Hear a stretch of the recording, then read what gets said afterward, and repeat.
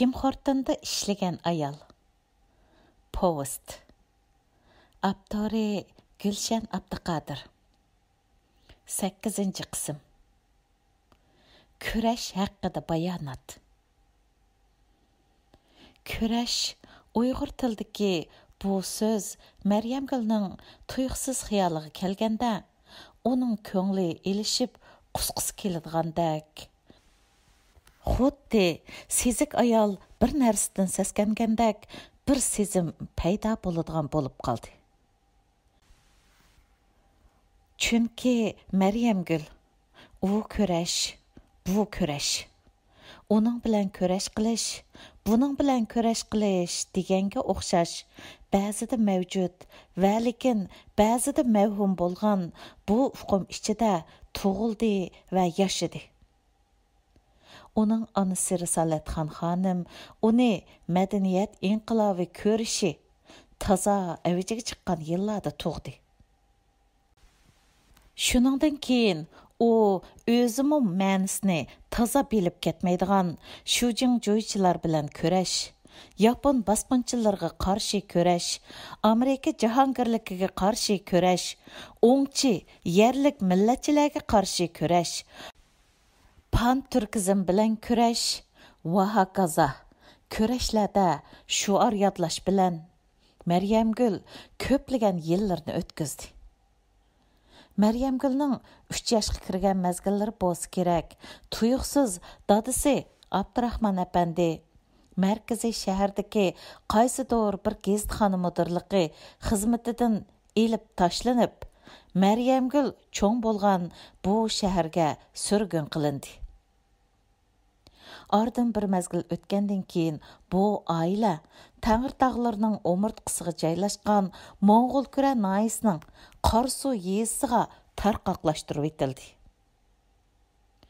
Ota-onasi o'zlari tug'ilib o'sgan bu yurt makonlardan qandaqdir bir ro'yi besim va majburiyat ichida ayrilishning azoblarini tortish ichida yuk taqinlarini yo'g'on qor mashinaga besib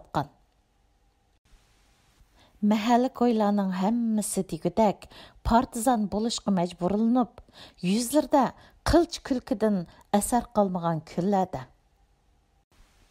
3 yoshlik Maryamgul qizil qog'ozda yasalgan bayroqchisini lapildatib, birda o'ngchi yerlik millatchilarga qarshi kurash qilayli deb shuar to'lisa, birda tog'larga chiqayli ey azimatlar, partizan bo'layli mush kunlarda deb amdili chiqqan churk tillari bilan naqshi aytib, qo'roni beshiga kiyatdi. Bundaq chog'da mahalladagi kishilar bir-birlariga qarashib, ma'nili kulishib qo'yatdi. Ba'zilar bo'lsa Maryamgulni quchoqlariga elib, "Nega mangdingiz, tatliq qiz?" deb erkiltatdi. Maryamgul bo'lsa, "Taqqa mangdiq, partizan bo'ldiganqa. O'ngchi yerlik millatchilar bilan kurash qiladiganqa" deydi kamtuk tillari bilan. Ba'zida u balaliq tillari bilan o'ngchi yerlik millatchilarga qarshi kurash qilayli deb butun kun shuvar to'lab qo'roni beshiga kiyatdi. Bundaq chog'larda mahalladagilar bir-birlariga ma'nilik qarshib, pixildishib kulishadi. Chunki Maryamgulning dadisi Abdurahmon apandi o'ngchi yerlik millatchi degan qalpoq bilan xizmatidan qo'g'landi qilingan va amdilikda bu yerdan 300 kilometrcha yiroqlikdagi Qarsu yayloqlarga surgun qilinish oldida turmoqda edi. Ammo amdili 3 yoshga kirgan bu sabiy qiz na oilasining beshiga kelganlardan xabardor, na hayotdan xabardor. Maryamgul Qarsu yayloqlarida oilasining beshiga kelganlardan hech mustasno, xuddi erkin qushdak cho'ng bo'lishga boshladi. Maryamgul maktabga kirdi. Бәзіде о uzun қышның аппақ қарлық сәһәрлердә мәктәпкә кетіп атқач, балылық каллысы белән Əcəba, yapon basqınçıları degan kimdu? Bir ko'rib baxsam. Amerika jahongirligi deganchi? Pan türkizm degan nimeydi? Nimaga buncha vala qattiq ko'rish qiladiganimiz bu ko'rinmaydigan odamlar bilan? Deb o'ylaydi o'zicha. Yeşi çoğayğan sırı onun yelkisideki köreşlerinin sanım eşip berişki başladı. Rak bilen köreş, namratlık bilen köreş, AIDS bilen köreş, ağ tamaki bilen köreş, vaha gazala. Meryem Gül yeşinin çoğ eşiği əgişip, dünyadaki həmmi köreşler, Uygurlarının zimmisiga yüklenip, qilivatamdigandu degan tuyg'u kelishga boshladi. Keyincha uning kurashlar tizimligiga yangi atalg'ular qo'shilishga boshladi. Bular siyosiy ideviy kurash, milliy bo'lginchilarga qarshi kurash, terroristlarga qarshi kurash, diniy asabiylikka qarshi kurash va hokazolar edi. Bu kurashlarning o'ttirg'i chiqishi bilan birga u o'z atrofidagi eng yaxshi vijdonli xizmatdoshlardan, do'stlardan, mahalladagi eng yaxshi qo'shnilardan, urug' tuqqan do'st birodarlarning bolalaridan ayrilib qelyotdi. Ularning hech bir sababsizla 10 yillik, 15 yillik muddatsiz qamoqqa hukm qilinayotganligini, hatto o'lim jazosiga hukm qilinayotganligini ko'rgan Maryam Gül qonun orqali ularni qo'g'dimoqchi bo'lib, hatto advokatmi bo'ldi. Ammo u bir yerlarga kelib to'silib qoldi. Ko'z bilan ko'rgil bo'ladigan va yoki ko'rgil bo'lmaydigan to'saqlar Maryam Gülning qo'lini tushab qo'ydi. Shu chaqda u bir narsalarni bilishga boshladi. Maryam Gül tarixda Sharq Turkiston deb tonilgan.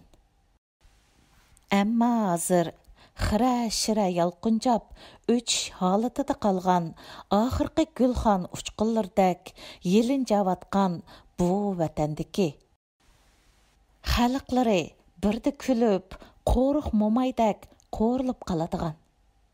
Birda hurra deb shuvar to'lab, jahonga patmay qoladigan sirliq bir shaharda tug'ildi. Maryam Gül bir kunning ichida boshqacha bir odam bo'lib o'zgarib ketdi. U o'zini Afrikadagi qorong'u bir o'rmonlikqa kirib qolgan odamdek his qilishga boshlamoqda edi. U bu o'rmondan chiqib ketishi, yangi yo'ruq odamning qimmat e'tibori bor bir dunyoni tepishi, bolalari va kelgusi avlodlarga har xil kurashlardan xoli. Hech bo'lmaganda kurashlar bir qadar oz bo'lgan, tinch, xotirjam, qadr qimmatlik bir hayot baxsh etish kerak edi. O'ylanish va tafakkur qilish, yana o'ylanish va yana tafakkur qilish uni yangi bir kurash yo'liga boshlab kirdi. Tuyuqsiz uning kallasi vang'ida yo'rib ketgandek bo'ldi-da, u qaymoqib yurayotgan butkul kurashlar faqat va faqat birli kurashga markazlashib, xuddi kompyuterda saqlab qo'yilgan bir dokument ko'paytirilib, besilib chiqarilgandek uning ko'z oldida namoyon bo'lishga boshladi. Bu bo'lsa-mu Xitoy hukumatiga qarshi kurash yo'li edi. Bu uning hayotining tubdan burilish nuqtasi edi. Bu köreş barlıq köreşlərinin yığındысы və şundaqla barlıq oylanışlarının cəvhəri bolğanlığı üçün şundaq bir müqərrər köreş idi. Şu gündən etibarən Məryəmgül şundaq qaysarlaşıb ketdi. O, yürügünün yoğunab, qorqumsuz bir adamga aylanıb qılıbatqanlığını sezib turmaqda idi. Məryəmgül köreş yolu aydınlaşqan əşi yağmurluq səhərni heç yadından çıxarmaydı. O, əşi öktəbirning axırqı kunlardagi bir səhərdə bir kichik ko'rg'a o'rikdak seriq qaymaqliq atgan choyni atdi. Uning yeniga yana bir tal qizilmush bilan bir tal sho'xlini to'g'rab, tuz ta'mini tangshab, xom ko'ktat hozirladi va qorosining peshayvonida o'ltirib, kuz yomg'irining ziminni quchoqlashini tomosha qilg'ach, yuragini tingshmoqda va eng oxirgi kurash qarorining har bir bulung pushqoqlarini ko'zdan kechirmoqda edi. Chunki uning yolg'iz atlanadigan bu ko'rishi odatdagi bir ko'rash emas. Balki ajdarho bilan bo'ladigan ko'rash edi.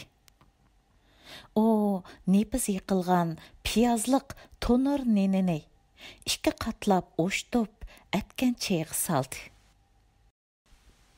Bir kun burun kuz shamolida uchib yurgan g'azonlar bugungi kuz yomg'irida zimin bilan yomg'ir orasida shumshaygan edi. Hayot mana mushundaq. Tünigün kuz g'azonlarining kuni tuqqan bo'lsa, bugun tongning tungacha kuz yomg'iri hukmdor. Məryəmgülning ona vatandagi o'z qorosining peshayvonida o'ltirib, saharda yaqqan kuz yomg'irini tomosha qilib ichgan bu atganchigi o'z ona vatanida va hayotida tonur neni bilan ichgan eng oxirgi atganchi bo'lib qoldi. Məryəmgül Xitoy hukumati bilan kurash qilish yo'lini tanlab, ertasi saharda yo'lga chiqqandan keyin ona vataniga hech qaytib kelmadi. O, o'lib ketdi. Uning meyiti Kanadadagi bir musulmonlar qabristonligiga qo'yildi.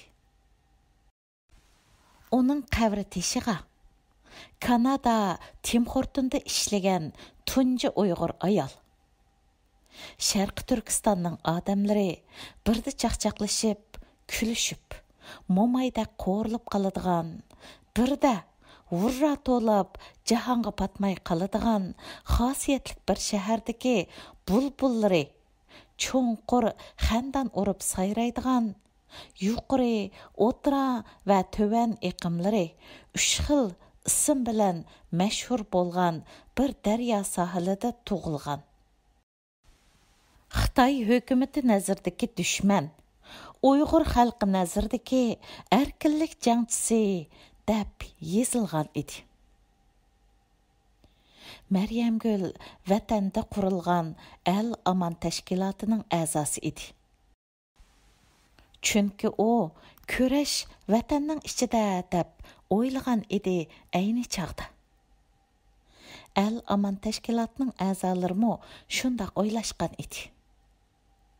Al-Aman tashkiloti Xitoy hukumati tarafidan har xil sabablar bilan tutqun qilingan, o'limga hukm qilingan, muddatlik va muddatsiz qamoq jazosiga hukm qilingan. Qiyin qistoqda o'lib ketgan Uyg'urlarning oila tavopatlariga moddiy va ma'naviy jihatdan yordam berdigan. Ularning farzandlarini chet ellarda o'qitishga, moddiy va boshqa jihatlardan yordam berdigan tashkilot edi. Məryəmgül tug'ilib o'sgan bu shaharda hayot uchun xiyolchan holatda ko'chalarda ildam ketayotganlarning ko'pinchisi o'rta yosh va qarilar. Yoshlarning ko'pinchisi Xitoy mustabidlarni vatanidan qo'g'lab chiqarishni maslahatlashganligi uchun etilib ketdi. Muddatsiz va muddatli kesildi. Bu shaharning bahor, yoz, kuz va qishi o'xshash odamlar g'amgin va qayg'uliq. Ammo hayot to'xtab qolmadi. Qor tazımı qili yaqqan, şivirğanlıq qish kunlaridagi bir saharda erini Xitoy askarlari o'ltirib atgan yosh cho'kan soğuqda to'nglab ketgan darvoza qulupini cho'g'dam bilan tasdi isitib ochdi-da, darvozaning oldiga yoshirincha tashlab qo'yilgan un, guruch va maylani ko'di. Yung pokvay yağlıqıga qancha mahkam o'rnib tursimi, yanala titrab turgan cho'kan darvozaning ikki tarafiga itdek qarab qo'ydi-da, narsalarni orqa-orqadan darvoza ichiga, ondan uyiga so'rab akirib oldi. Kichikkina kelgan ham oshxona, ham yotoq uy o'rnidagi bu turalg'u ustidagi kongda bir cho'ng kishining yotqini, uning yenida bir bo'shuk, uning yenida yana ikki balalar yotqini yaqin seliqliq turadi.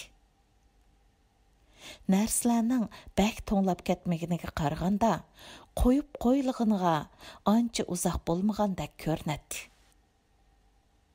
Cho'kan narsalarning ustidagi qorlarni muzlab qizirib ketgan qo'llari bilan silkib qaqqach.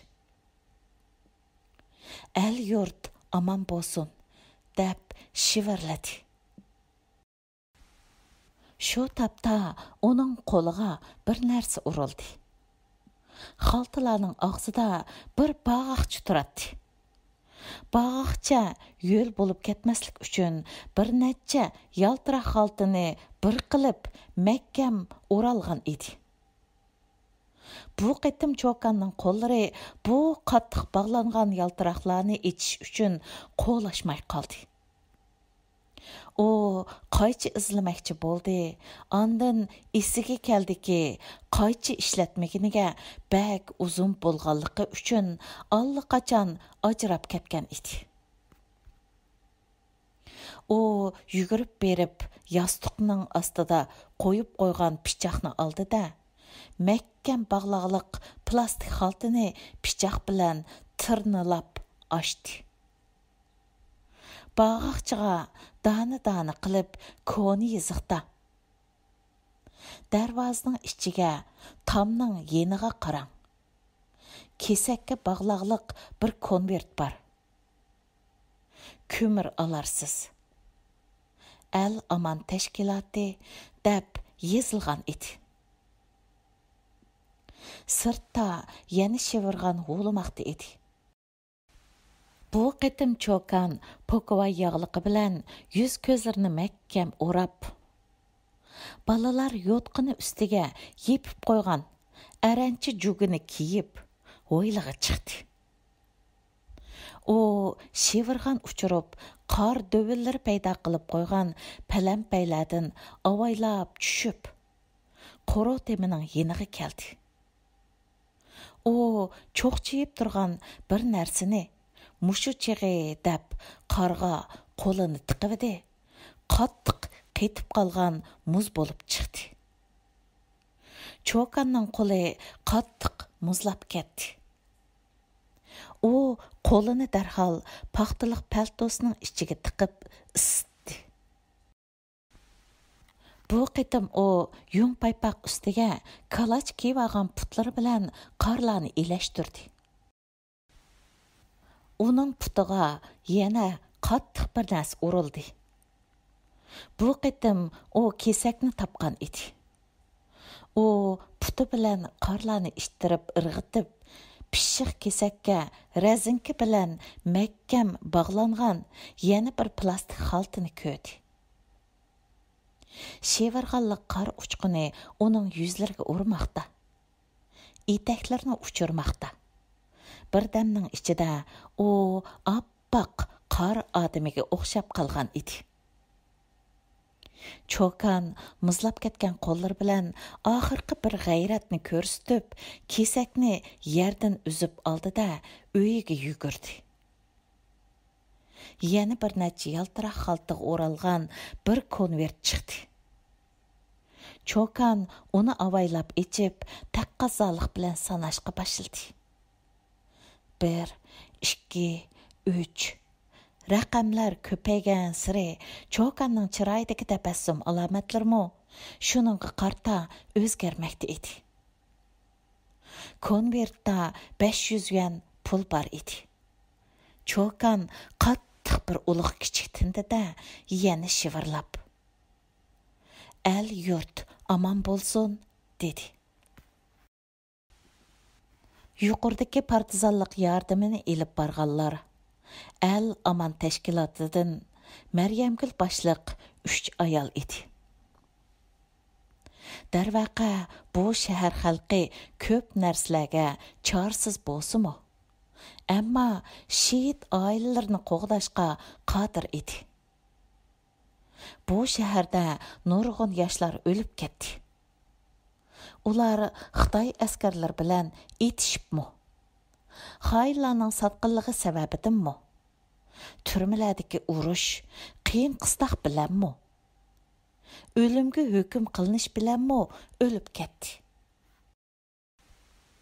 Ammo shahar xalqi zodi qanchalik yoshning har yili o'lib ketayotganligini bilmaydi.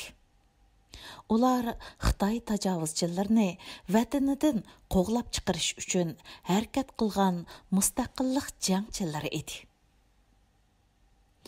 Normalik oylik maosh olganlarning chekirdagi anda-sanda ko'rilib qolgan yerim tabassum alomatlarini hisobga olmaganda, bu chaqchaqchilar shaharning ko'chasi baliq g'emi, uy g'emi va bir vaqt tomoq g'emi bilan o'tishib turayotgan. Üstü boshlardan to'pi to'kilib turadigan odamlar to'pi bilan to'lgan edi. Qattiq signal bilan odamlar bilan yo'l talishib o'tayotgan mashinalar, orliqlarga qistirib ilingan velosiped va motosikletlar ansiz shaharga yanama ansizlik qo'shmoqda edi.